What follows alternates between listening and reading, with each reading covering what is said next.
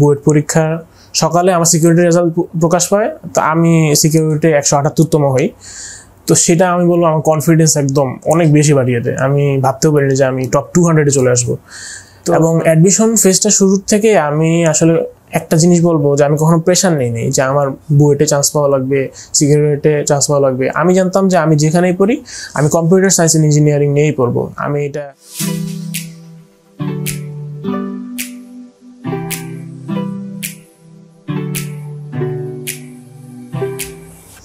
আসসালামু আলাইকুম রহমতুল্লাহ।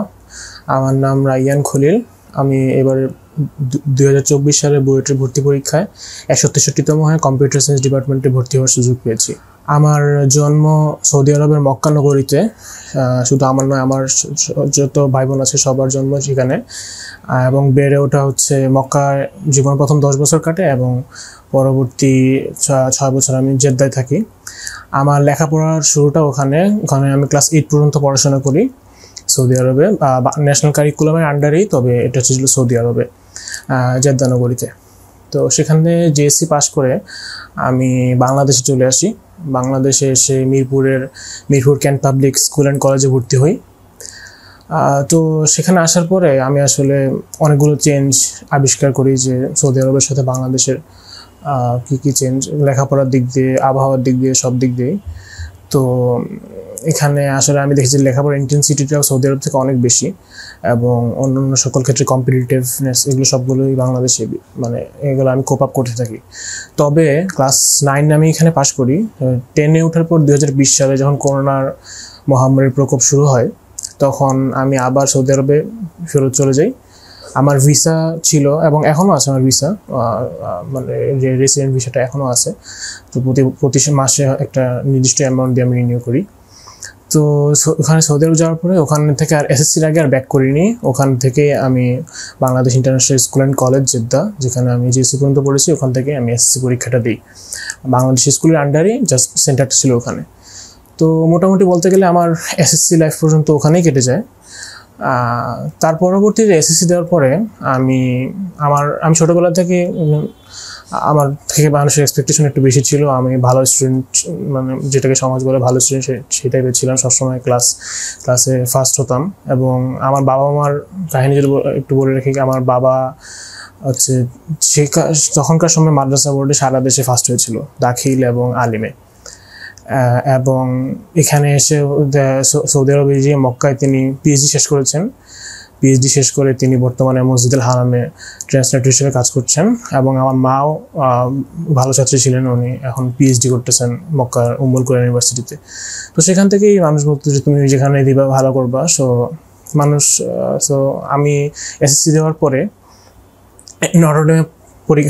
নটরডেমের অ্যাডমিশন টেস্টে বসার সিদ্ধান্ত নেই এবং তার জন্য প্রস্তুতি নেওয়া শুরু করি। সৌদি আরবে বসি। তো নটরডেমে পরীক্ষা যখন যেদিন, আমার মনে হয় 12 তারিখ না 13 তারিখ ছিল জানুয়ারির, তার 3 দিন আগে আমি ফ্লাইট টিকিট কাটি যে বাংলাদেশে আসবো।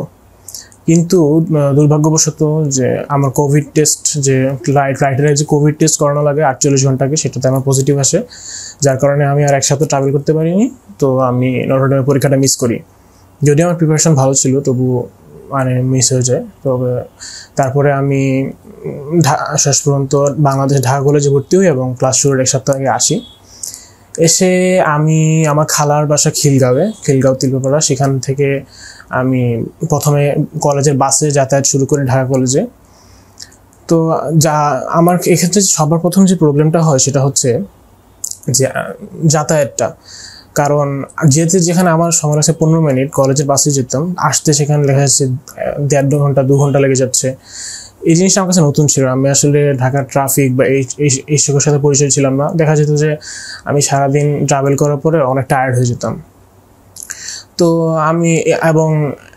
তখন পর্যন্ত আসলে বাংলাদেশে, আমি যেহেতু সৌদি আরবে ছিলাম, বাংলাদেশে পাবলিক বিশ্ববিদ্যালয় কিংবা বুয়েট, ডিইউ হয়তো এগুলো নাম শুনেছি, বাট এগুলোতে অ্যাডমিশন প্রসিডিউর বা এটার জন্য যে এত হার্ডওয়ার্ক করা লাগে এইসব আমার কোনো ধারণাই ছিল না। বাংলাদেশে যখন আসি কলেজে ভর্তি, তখন থেকে আস্তে আস্তে আমি ফ্যামিলিয়ার হওয়া শুরু করি। আমার ফার্স্ট ইচ্ছা ছিল আমি হয়তো এইচএসসি পাস করে দেশের বাইরে চলে যাব, কিন্তু পরবর্তীতে বিভিন্ন কারণে সেটা সম্ভব হয়নি। তো আমি সিদ্ধান্ত নিই যে বাংলাদেশে হয়তো অ্যাডমিশন টেস্ট দিব, তো আমি এটা বুঝতে পারি যে অ্যাডমিশন টেস্টটা ভালো করতে হলে আমার একাডেমিকের কনসেপ্টগুলো ক্লিয়ার রাখতে হবে এবং প্রত্যেকটা জিনিসের বেসিক ঠিক রাখতে হবে এবং তার উপর এনাফ প্রবলেম সলভিং করতে হবে। তো আমি আসলে সেটার চেষ্টা করি প্রথম থেকে, কিন্তু এই যে বাংলাদেশের এসে কোপ আপ করে নেওয়া আবহাওয়ার সাথে এবং এই ট্রাফিক এইসবের কারণে আসলে সম্ভব হয়ে ওঠে না। দেখা যেত যে আমি কলেজে যাচ্ছি সেটাই ওইটুকুই, আর এর বাইরে হয়তো রাতে এসে একটু অনলাইন ক্লাস করছি, এর বাইরে আর তেমন কিছু সম্ভব হয়নি। তো একসময় 2023 সালের সেপ্টেম্বর মাসে, 2022 সালের সেপ্টেম্বর মাসে আমি চিন্তা করলাম যে না, এভাবে সম্ভব না। তখন আমি ঢাকা কলেজের যে হোস্টেল সেখানে ওঠার সিদ্ধান্ত নেই, যদিও সেটা আমার জন্য অনেক চ্যালেঞ্জিং ছিল। আমি কখনো বাবা মাকে ছেড়ে থাকিই নাই, সেখানে বাংলাদেশে এসে আবার হোস্টেলে, যেখানে থাকাটা একটু চ্যালেঞ্জিং। তো সেখানে ওটার সিদ্ধান্ত নেই, তবে আমি ইভেন্চুয়ালি হোস্টেলে উঠি এবং আমি বলবো সেটা ছিল আমার লাইফের বেস্ট ডিসিশন, অ্যাটলিস্ট ইন্টার লাইফের।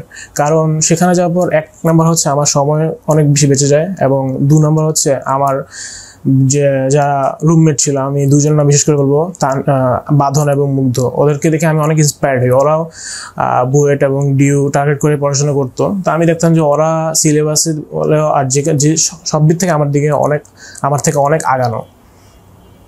তো আমি আসলে প্রথমে একটু ডিপ্রেস লাগতো যে এত বেশি পিছিয়ে পড়া। দেখা যেত আমি কোনো বইয়ের কোনো ম্যাথও সলভ করি নাই, জাস্ট হচ্ছে কলেজের ক্লাসগুলো করছি, এবং আমি কোনো প্রাইভেটও পড়তাম না, কোনো দিন প্রাইভেটও পড়ি নাই। অনলাইনে আমার ঢাকা কলেজের টিচাররা কিছু ক্লাস নিয়েছিল, আমি ভাবতাম যে ওইটা দিয়ে হয়তো কভার হয়ে যাবে। কিন্তু পরবর্তীতে আমি আস্তে আস্তে বুঝতে পারি যে না, আমার এর থেকে আরও অনেক বেশি লেখাপড়া করা লাগবে। তখন আমি সারওয়ার হোসেন ইমন ভাইয়ের AOC ফিজিক্স কোর্সে ভর্তি হই, এবং অভিযুক্ত তুষার ভাইয়ের যে ইউটিউবে ফ্রি ক্লাসগুলো ছিল ওগুলো করি, আর কেমিস্ট্রি হচ্ছে হিমেল ভাইয়ের ক্লাসগুলো আমি দেখা শুরু করি। তো এইভাবে করে লাস্টের 3 মাস আমি লেখাপড়া করে অনেক লেখাপড়া করেছি ফার্স্ট ইয়ার ফাইনালের আগে। তো ইয়ার ফাইনালে মোটামুটি আলহামদুলিল্লাহ একটা মোটামুটি রেজাল্ট হয়, এত বেশি খারাপও না। তো সেকেন্ড ইয়ারে ঘোরাঘুরিতে অনেকটা সময় চলে যায়, এবং পরবর্তীতে আমার মামাতো ভাই, যে আসলে আমার অনেক আমার আপন ভাইয়ের মতো, তার মৃত্যুতে আমি আসলে একটা শক খাই, এবং এটা কাটিয়ে উঠতে আমার অনেক সময় লেগে যায়। এবং এরপরে রমজান মাস চলে এসে, রমজানের আগেই আমি বাংলাদেশ সৌদি আরব থেকে মুভ করার পর প্রতি রমজানে আমি আমার বাবা মার কাছে যেতাম। তো এই রোজায় তার ব্যতিক্রম হয়নি, মানে আমি বাবা মার কাছে চলে যাই এবং প্রায় 1.5 মাসের মতো সেখানে ছিলাম। ওখানে গিয়ে আসলে তেমন খুব লেখাপড়া করতে পারিনি।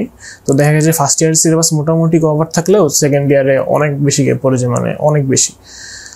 তো আসার পর সাথে সাথে আমাদের টেস্ট পরীক্ষা শুরু হয়। তো আমি দেখি যে আমার তো আসলে কোনো সিলেবাসই শেষ হয়নি। আমার নিজের কাছে অনেক ডিপ্রেস লাগা শুরু করে, যে একদিকে হচ্ছে আমার বাবা মাকে ছেড়ে আসার যেটা আমার কষ্ট লাগছিল, তার পাশাপাশি আমি সিলেবাস কভার করা নিয়ে খুবই চিন্তিত হয়ে পড়ি। তো তখন আসলে আমি টেস্ট পরীক্ষাটা এক প্রকার টেস্ট মুখস্থ করে আমি পরীক্ষাটা দিই। এটাকে জানি না কেউ বিশ্বাস করবে নাকি, তবে এটাই সত্যি যে কোনো রকম টেস্টে পাশ করি আমি। পাশ করার পর আমি ভাবলাম যে না, এবার একটু সিরিয়াসলি 2টা মাস যদি কষ্ট করতে পারি তাহলে হয়তো এইচএসসিতে একটা ভালো রেজাল্ট আনতে পারবো। তো আমি তখন আমার সামনে আসে এসএসসির FRB কোর্সটা। তো আমি সাথে সাথে সেটাতে ভর্তি হয়ে যাই এবং যে চ্যাপ্টার, এবং পরবর্তীতে এইচএসসি পরীক্ষায় অংশগ্রহণ করি, এবং আলহামদুলিল্লাহ সেখানে একটা ভালো ফলাফল অর্জন করে আমি উত্তীর্ণ হই। তো এইচএসসির আগে যে এই 2 মাসে আসলে আমি দেখা গেছে যে আমি আগে হোস্টেলে যখন থাকতাম তখন উইকেন্ড হয়তো আমার খালার বাসায় আসতাম, বাট হোস্টেলে এই 2 মাসে আমি আসলে একদম কমিটেড ছিলাম যে আমি কোথাও যাব না, আমি এখানে থেকেই লেখাপড়া করব। ইভেন কি ঈদের সময় আমি হয়তো 2 দিন না 3 দিনের জন্য এসেছিলাম, আবার হোস্টেলে ব্যাক করি। তো ওই সময় থেকেই আসলে আমি সিরিয়াসলি যে মেইন লেখাপড়াটা ওইটা শুরু করি। এটা এর আগে ফার্স্ট ইয়ারে একটু লেখাপড়া করেছিলাম। তারপর আমি ভেবেছিলাম যে এইচএসসির পরে একটু রিফ্রেশমেন্টের দরকার আছে, হয়তো এক সপ্তাহে একটু ঘোরাঘুরি করবো, কিন্তু স্বাভাবিকভাবেই আমি যেহেতু একটা অ্যাডমিশন স্টুডেন্ট সেই সময়টা পাইনি। আমি একদিন মনে হয় যেদিন পরীক্ষা শেষ হয়েছে তারপরের দিন থিওরি পরীক্ষার পরের দিন বাংলাদেশ এবং নিউজিল্যান্ডের খেলা ছিল, ওটা মাঠে দেখতে গেছিলাম ফ্রেন্ডের সাথে, বাস এরপরে আবার এসে লেখাপড়া শুরু করি। এবং অ্যাডমিশন ফেজটা শুরুর থেকে আমি আসলে একটা জিনিস বলবো যে আমি কখনো প্রেশার নেই যে আমার বুয়েটে চান্স পাওয়া লাগবে, সিকিউরিটিতে চান্স পাওয়া লাগবে। আমি জানতাম যে আমি যেখানেই পড়ি আমি কম্পিউটার সায়েন্স অ্যান্ড ইঞ্জিনিয়ারিং নিয়েই পড়বো। আমি এটা পাবলিকে পড়ি কিংবা আমার হয়তো প্রাইভেটে পড়াতে আমার সামর্থ্য ছিল না, তবে আমার বাবা আমাকে সবসময় আসার ভিতরে সমস্যা নাই, তুমি চেষ্টা করে যাও, হলো হলো, না হলে নাই।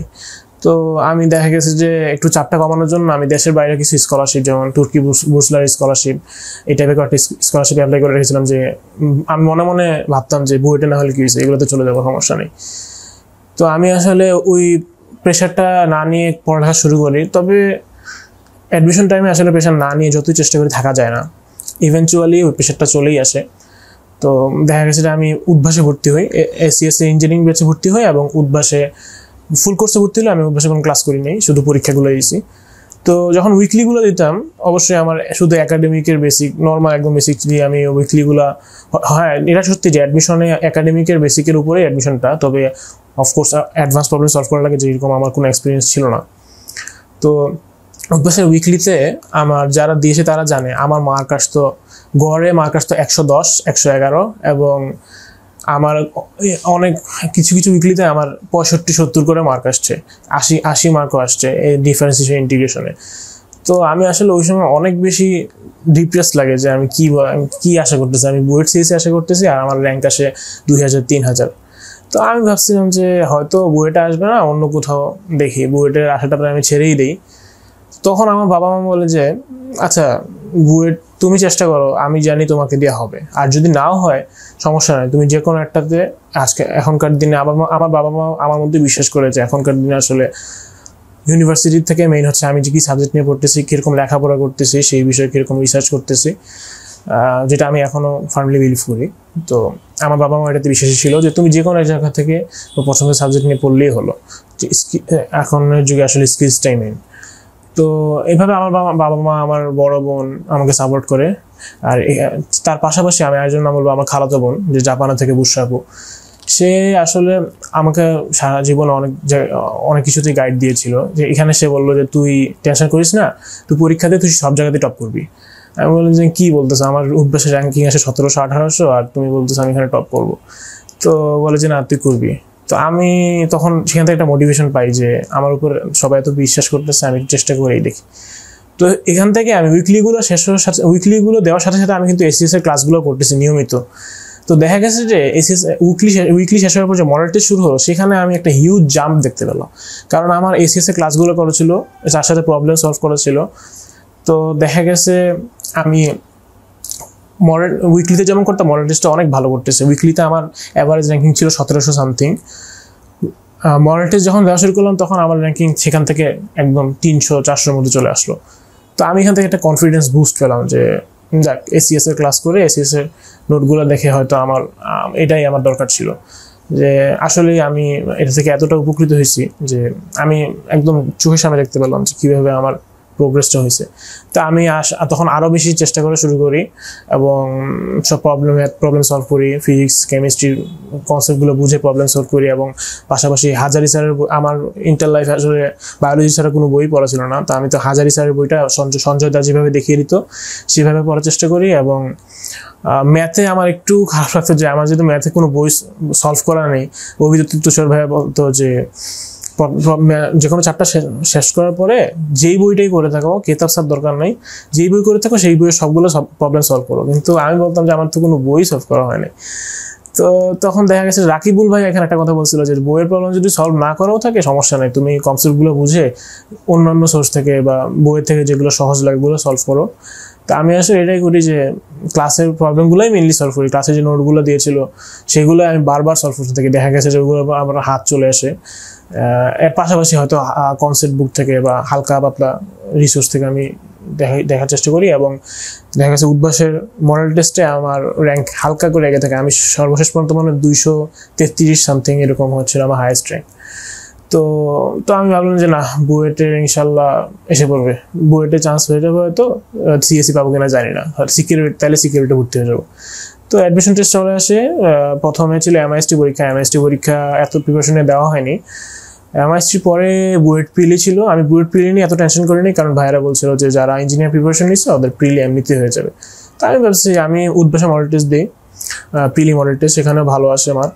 এবং প্রিলি পরীক্ষা আমি খুব চিলমুডি দিয়েছিলাম, আমার কোনো সমস্যা হয়নি। এবং আলহামদুলিল্লাহ উত্তীর্ণ হয় প্রিলি পরীক্ষায়। এবং প্রিলির পরে ছিল ডিউ এক্সাম। ডিউ এক্সামে আমি ফিজিক্স কেমিস্ট্রি ম্যাথ পড়া থাকলে আমার বায়োলজিটা আসলে একদমই পড়া হয় নাই। আমার দেখা গেছে এক্সামের আগে 2 দিন আমি পড়েছিলাম মনে বায়োলজি, শুধুমাত্র প্রিভিয়াস ইয়ারের বায়োলজি কোশ্চেনগুলো মুখস্থ করে গেছিলাম, যেটা আসলে কোনো কাজে দেয় নাই। তো ডিউ এক্সামের দিন আমি ফিজিক্স কেমিস্ট্রি ম্যাথ দাগিয়ে বায়োলজিতে গিয়ে একদম হয়ে গেলাম যে আসলে আমি বললাম সমস্যা নেই, আমার তো যে যেরকম দেই আলহামদুলিল্লাহ একটা এরকম ফেলেই হলো। তো ডিউ এক্সামটাই দেই মোটামুটি। তারপরে ডিউ এক্সাম দিয়ে আমি চট্টগ্রাম চলে যাই সিকিউরিটি পরীক্ষা দেওয়ার জন্য। এবং তখন আসলে আমি এর আগে একটা কথা বলে নিই যে এসিএস এর ক্লাসগুলো যে আমি করেছিলাম সেগুলো রিভাইজ দিতে আমার একটু সমস্যা হয়ে গেছিলো, কারণ দেখা গেছিলো যে আমরা ভেবেছিলাম আমাদের বুয়েট পরীক্ষাটা হয়তো রমজানের পরে হবে, কিন্তু হঠাৎ করে 2 মাস আগে চলে আসলো।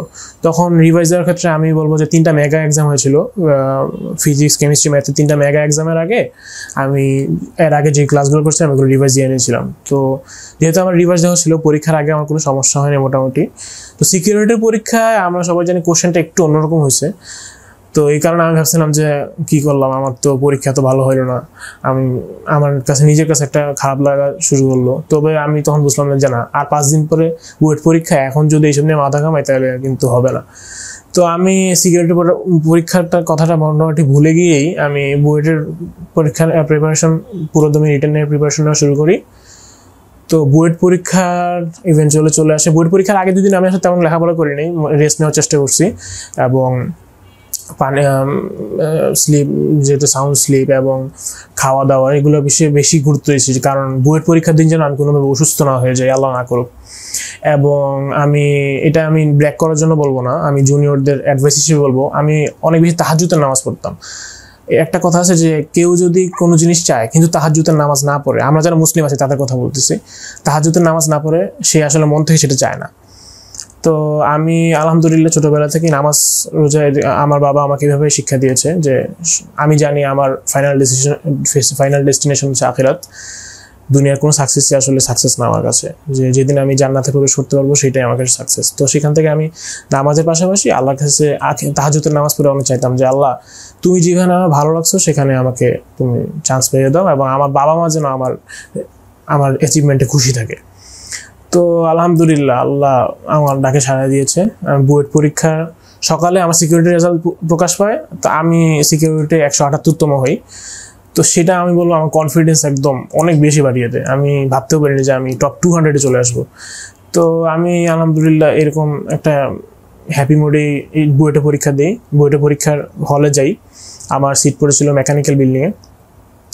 তো সেখানে গিয়েও আমি নিজেকে শান্ত রাখার চেষ্টা করি, অবশ্যই একটা নর্মাল প্যানিক চলে আসে, কিন্তু দেখি যে ওখানে গিয়ে আমি আমার ঢাকা কলেজের 3জন বন্ধুকে আবিষ্কার করি, সেটা আমার জন্য খুবই হেল্পফুল ছিল। তারা প্রথম বইয়ের পরীক্ষা শুরু হওয়ার আগে আমি তো 2 ঘন্টা চলে গেছিলাম, 1 ঘন্টা আমি তাদের সাথে আড্ডা দিই, কারণ হয়তো অনেকে বই নিয়ে বসেছিল, অনেকে মোবাইলে স্লাইড পড়তেছিল, কিন্তু আমি ভাবলাম যে এগুলো করলে এখন মাথাটা শুধু হ্যাং হয়ে যাবে, এর দরকার নাই। তো আমি তাদের সাথে আড্ডা দিই, কী অবস্থা, কী প্রিপারেশন, ভবিষ্যৎ লাইফের প্ল্যান কী, এরকম দিতে দিতে দেখা যায় যে আমার ব্রেনটাও আরও বেশি ফাংশন করা শুরু করে, কারণ আমি প্যানিক থেকে একটু মুক্ত থাকি। এবং ইভেনচুয়ালি বুয়েটের পরীক্ষা শুরু হয়, এবং বুয়েটের পরীক্ষার আমার একটা স্ট্র্যাটেজি ছিল যে আমি যা পারি তা দিয়ে আসবো, কোনো কঠিন কোশ্চেন দেখলে বসে থাকবো না, আমার কলম 2 ঘন্টা চলবে। অপূর্ব দাদা একটা কথা বলেছিল যে তোমার কলমের কালি শেষ হয়ে না যাওয়া পর্যন্ত তোমার কলম চলবে। এবং অভিজিৎ তুষার ভাইয়াও পরীক্ষার আগের রাতে একটা ভিডিও বানিয়েছিল, যেটা আমি বলবো অনেক হেল্পফুল ছিল আমার, যে উনি কিছু স্ট্র্যাটেজির কথা বলছে, প্রথমে 10টা এরপরে 10টা এইভাবে। তা আমি সেম স্ট্র্যাটেজিতে আমি ফার্স্টে ফিজিক্স দিয়ে স্টার্ট করি। ফিজিক্সে আমার স্ট্রং জোন ছিল প্রথম থেকেই, এবং ফিজিক্সে দেখা গেছে 14টার মধ্যে আমি প্রথম রানে 11টা অ্যান্সার করে ফেলি।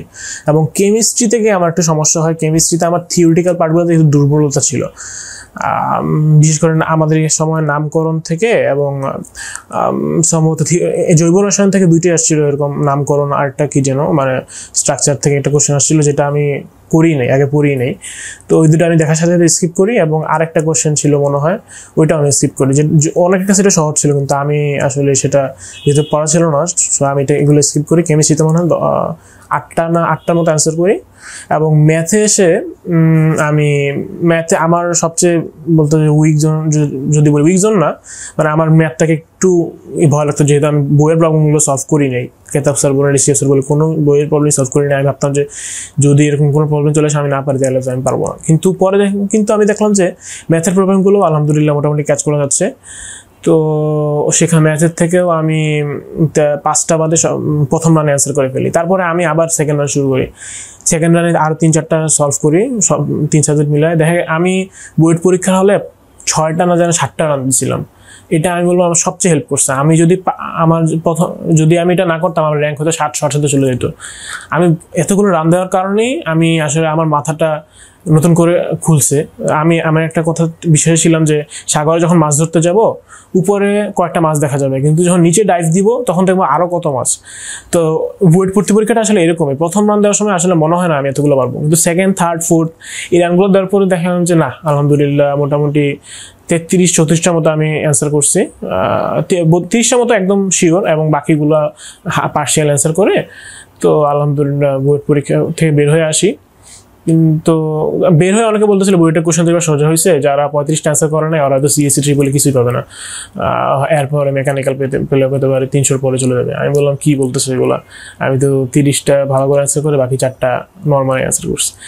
তো আমি আসলে অনেকের টেন্ডেন্সি থাকে যে বাসায় এসে উত্তর মিলানোর কোশ্চেনের সাথে, আমি এটা কোনো দিনই করি নাই, কারণ আমি বললাম যে লাভটা কি, শুধু শুধু মন খারাপ হয়ে পড়ে থাকবো, আর দরকার নেই। আমি বাসায় এসে আমি ভাবছিলাম এই 5 মাস অনেক কষ্ট করছি, রেজাল্ট যা হওয়ার হবে একটা ট্যুর দিই। আমি নারায়ণগঞ্জ যাই, সেখান থেকে কুমিল্লা যাই, একটা মানে আমার দাদা বাড়ি যাই, আমার খালাতো ভাইয়ের বাসা ছিল সেখানে যাই, একটু রিফ্রেশ থাকার চেষ্টা করি। এবং আমি জানতাম যে আমি ভাবছিলাম যে বুয়েটের রেজাল্টটা তো বুয়েটের মার্চের 31 তারিখ দিবে, যেটা বুয়েটের সার্কুলারে বলা ছিল।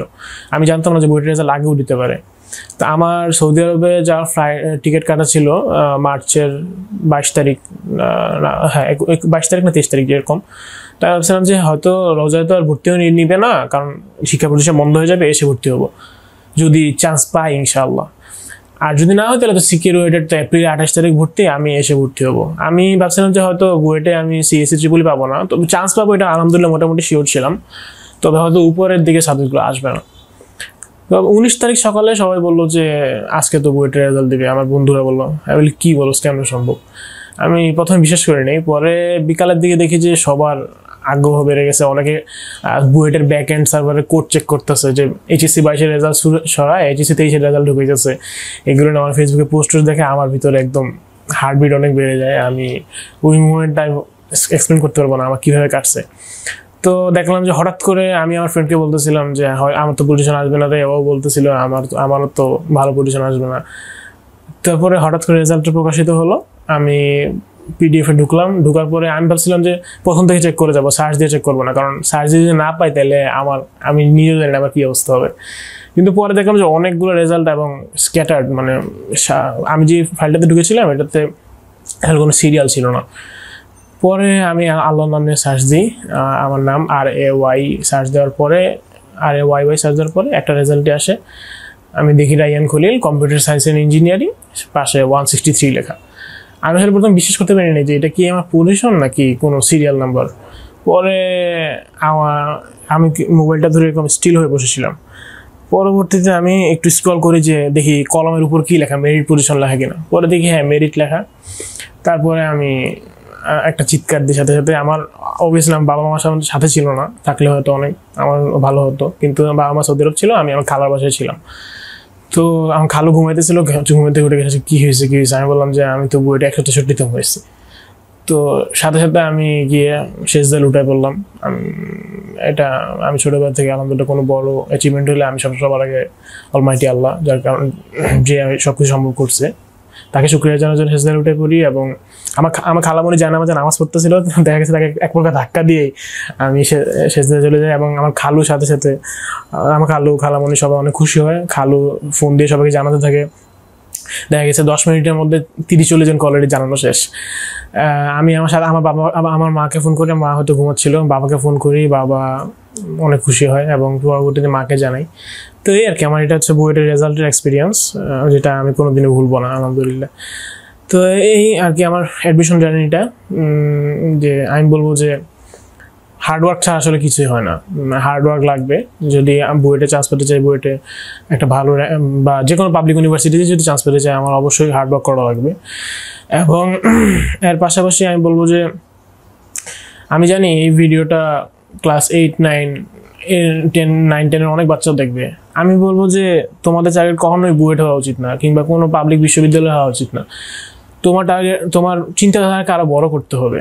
কারণ আমরা এমন একটা যুগে বর্তমানে বসবাস করছি যে বুয়েট বলি বা সিকিউরিটি বলি, ভার্সিটি আসলে ম্যাটার করে না। আমার কাছে দেশে যে কী স্কিলস আছে সেটাই আসলে ম্যাটার করে। আর যদি ইউনিভার্সিটি টার্গেট করতেই হয়, আমি বলবো তুমি Harvard, MIT, Stanford, Oxford target করো। কারণ সেই জায়গাতে গিয়ে আমার বাংলাদেশি স্বাক্ষর রাখতে হবে। বুয়েটে তো সবাই বাংলাদেশি আমরা পড়ি, বাট আমার বিশ্বের দরবারে যদি আমার নিজেকে তুলে ধরতে হয়, সো আমার চিন্তাধারাটা আরও বড় করতে হবে। তো তোমরা যারা জুনিয়র আছো না, বিশেষ করে যারা 7, 8, 9, 10, আমি বলবো তোমরা এক্সট্রা কারিকুলার অ্যাক্টিভিটিসের দিকে বেশি ফোকাস দাও, অলিম্পিয়াড করো, এই জিনিসগুলোতে বেশি গুরুত্ব দাও। আর যারা 11, 12 কিংবা অ্যাডমিশনের কাছাকাছি চলে আসছো, তোমরা যাদের এখন সিলেবাস শেষ হয় নাই, তোমরা কনসেপ্টগুলোকে ক্লিয়ার করে পড়ার চেষ্টা করো। আর কখনোই আমি অভিভাবকদের বলবো, কখনোই যেন তাদের সন্তানের প্রেশার না দেওয়া হয় ছোটবেলা থেকে। একদম ইনহিউম্যান এই জিনিসটা, যে আমরা বাচ্চাদেরকে বলি, এটা আমি শুনেছি, শোনা কথা। আমার বাবা মা আলহামদুলিল্লাহ কোনোদিনও আমাকে এরকম কোনো প্রেশার দেওয়া নেই, যার কারণেই আমি বলবো যে আমি আজকে যেখানে আছি সেখানে আসতে পারি। কারণ ফ্যামিলি সাপোর্ট ছাড়া আসলে কিছুই সম্ভব হইতো না। তো আমি অভিভাবকদেরকে বলবো যে আপনার বাচ্চারা যা করতে চায়, অ্যাজ লং ইট ইজ হালাল, ইসলামিক দৃষ্টিকোণ ভিউ থেকে, আপনি সেটা করতে দেন। সেটা এন্টারপ্রেনারশিপ হোক বা ম্যাথ অলিম্পিয়াড হোক, ফিজিক্স অলিম্পিয়াড, এগুলো তো করতে দেন। একাডেমিক অবশ্যই সে কন্টিনিউ করবে। তার পাশাপাশি আমি বলবো যে যেখানে সে তার পোটেনশিয়াল আছে সেটা যেন সে ফুলফিল করতে পারে। এবং যারা অ্যাডমিশনের শিক্ষার্থী বা অ্যাডমিশন ফেজে প্রবেশ করবে, তাদের উপর যেন কোনো প্রেশারটা দেওয়া না হয়, তোমাকে বুয়েটে চান্স পাইতে হবে, নাহলে মানুষের কাছে মুখ দেখাইতে পারবো না। এটা করলে আমি বলবো যে নিজের পায়ে নিজে কুড়াল মারার মতো।